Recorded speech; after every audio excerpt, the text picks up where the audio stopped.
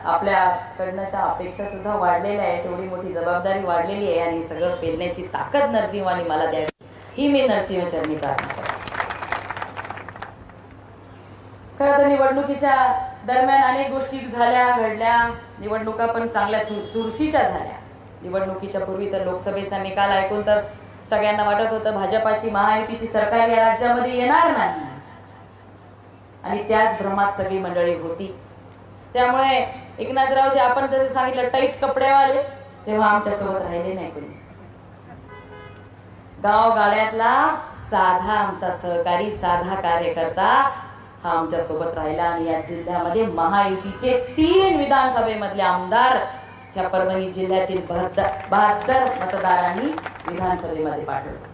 महाराष्ट्राच्या इतिहासात पहिल्यांदा एवढं मोठं यश कुण्या एका पक्षाला मिळालं असेल तर ते भारतीय जनता पार्टीला. या राज्यामध्ये 132 आमदार भारतीय जनता पार्टीचे निवडून येऊन मिळालेले आहे. कारण की हे फलित आहे की जे काम राष्ट्रपुरुष आपण ज्यांना म्हणतो आज जगावरती जे नेतृत्व करताय, जगामधले सर्वात लोकप्रिय असे नेते म्हणून ज्यांना आपण संबोधतो आणि ते आपल्या देशाचे पंतप्रधान आहेत म्हणून आपल्याला सुद्धा गर्व वाटतो, ते आदरणीय नरेंद्र मोदीजींच्या कामाची पावती म्हणत.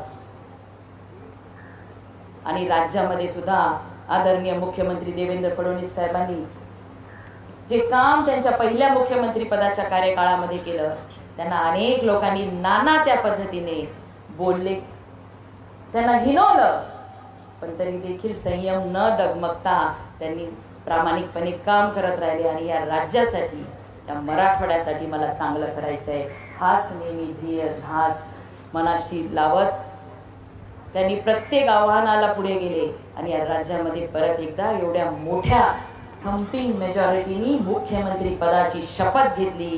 कारण की नेहमी त्यांना तुम्ही बघितलं मधल्या काळामध्ये काय काय म्हणून त्यांना ट्रोल केलं, त्यांच्या पत्नीला सुद्धा घाणेरड्या खालच्या शब्दामध्ये ट्रोल केलं गेलं, पण देवेंद्रजींनी संयम तुटू दिला नाही आणि ह्या राज्याला ह्या जनतेला परत एकदा दाखवून दिलं की ह्या राज्याचं भविष्य कुणाच्या हातामध्ये आहे तर भारतीय जनता पार्टीच्या.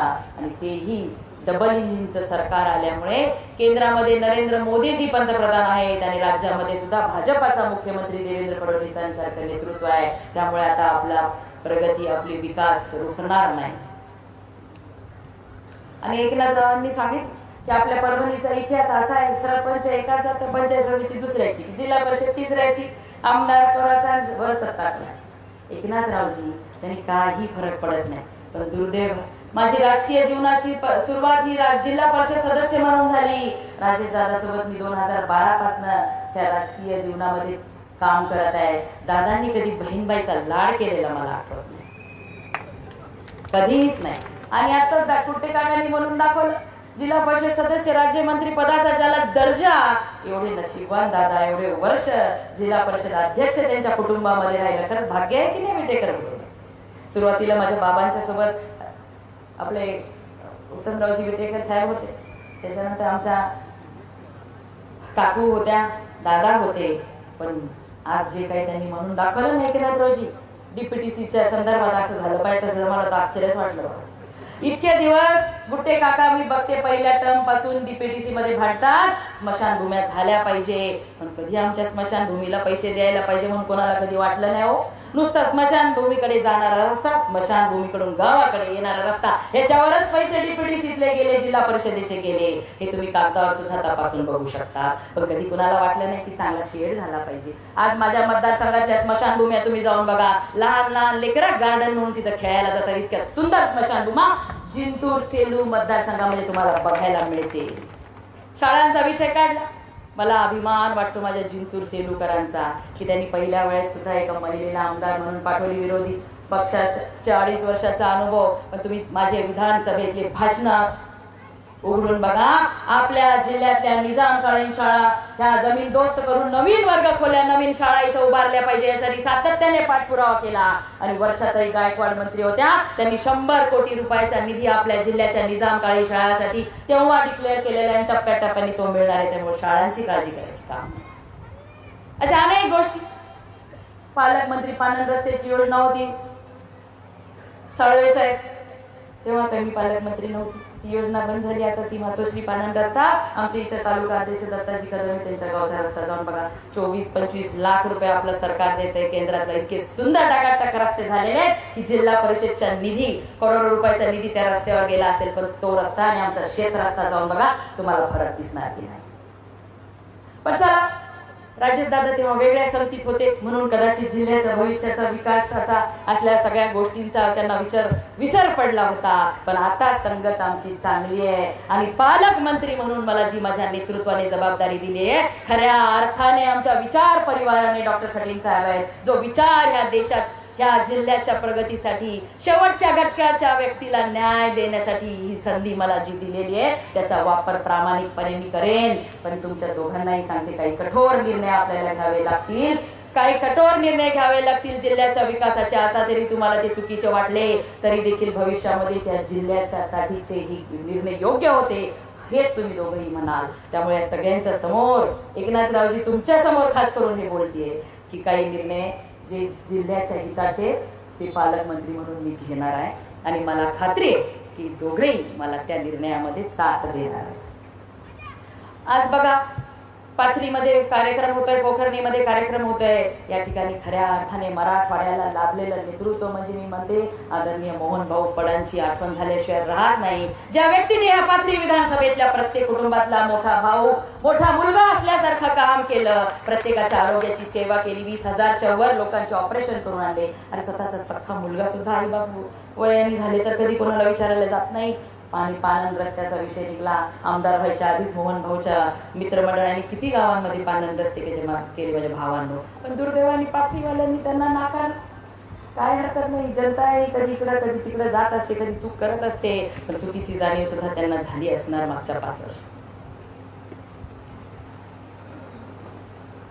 आज या ठिकाणी सांगितलं तीर्थक्षेत्र विकासासाठी आमच्या गुरुजींनी छान एक आराखडा बनवलेला आहे. पण दादा वाईट वाटतो, ज्या सांगी भांबळेला कसलं काही मंदिर नाही, काय नाही, आमच्या कवड धनला कसलं मंदिर नाही, काय नाही, तीर्थक्षेत्र आराखड्यातला तुम्ही आराखडा 15 वर्ष आकडा बघून घ्या, 10 करोड 15 करोड 20 करोडच्या वर गेला असणार. आणि आमच्या पोखरणीसाठी का नाही द्यावं वाटलं? तुमच्याच पाथरी विधानसभेतलं होतं की नाही? तुम्ही सगळं लेखी आहे, हे सगळं आम्ही जे बोलते ते लेखी आहे. हे कुठं काही लपलेलं नाही, खोटं काही बोलत नाही. नरसिंहाच्या समोर कधीच खोटं बोलणार नाही. पण चला, संगतीचं वाण होतं, पण आता चांगली संगत आहे. विचार परिवाराच्या जिल्ह्यातल्या आपल्या विचार परिवाराच्या सोबत राहून या जिल्ह्याच्या विकासासाठी हे एकच ध्येय आपण सर्वजण यापुढे ठेवू आणि जिल्ह्याचा विकास करण्यासाठी एकत्र येऊ, एका विचाराने काम करू.